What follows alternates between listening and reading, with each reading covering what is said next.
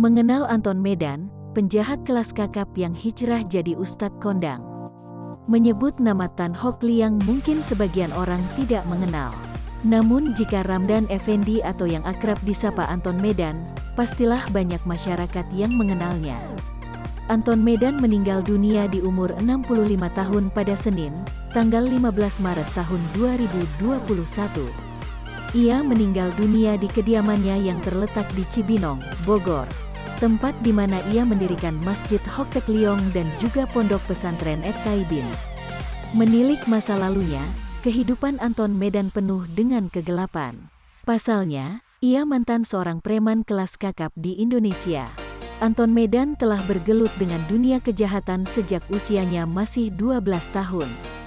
Dia sudah bolak-balik keluar masuk penjara karena kasus perampokan, judi dan aksi premanisme lainnya. Anton Medan memutuskan insaf dari segala macam jenis kejahatan.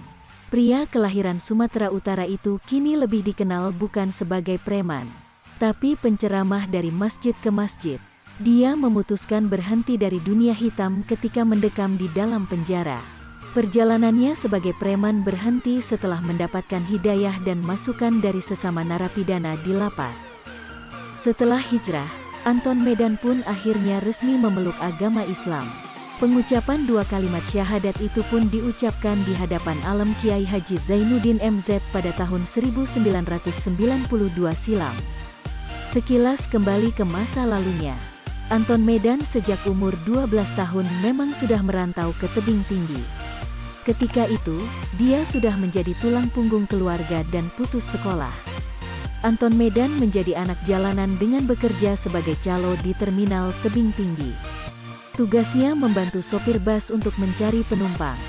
Singkat cerita, suatu hari Anton Medan cekcok dengan salah satu supir busnya.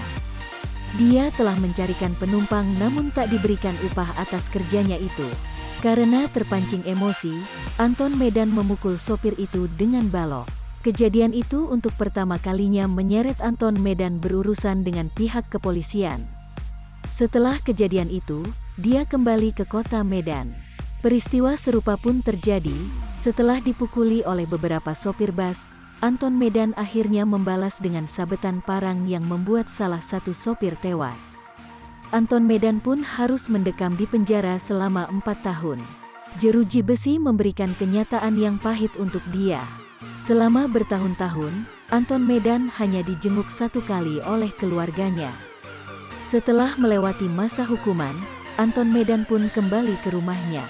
Tetapi, dia merasa keluarganya tidak menerima dia lagi yang notabene sebagai narapidana. Akhirnya, Anton Medan mengambil keputusan besar untuk merantau ke Jakarta beradu nasib. Awalnya, dia ke ibu kota dengan tujuan mencari alamat pamannya di kawasan Mangga Besar, Jakarta Barat. Tapi bukannya disambut, pamannya itu malah mengusirnya. Kekecewaan mendalam dan merasa sebatang kara membuat Anton Medan marah. Masa depannya dianggap telah usai. Perjalanannya menjadi penjahat kelas teri pun dimulai dari rangkaian itu. Kejahatan yang dilakukan Anton Medan pertama kali adalah menjadi seorang penjambret. Merasa tak cukup, dia lambat laun berubah menjadi seorang perampok.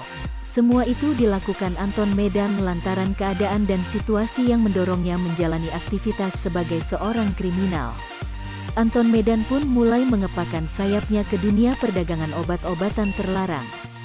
Dari modal itu, dia akhirnya menjadi bandar judi. Dengan segala kejahatan yang dirintisnya, akhirnya orang di sekitarnya menjuluki dia dengan panggilan Anton Medan sang penjahat kelas kakap yang keluar masuk penjara. Kejamnya hidup membuat dia tersadar. Proses pencarian Tuhan pun menjadikannya pribadi yang agamis dewasa ini. Anton Medan pun mendirikan Majelis Taklim At-Taibin untuk menampung para mantan narapidana dan pengangguran agar tak terjebak ke dunia kejahatan.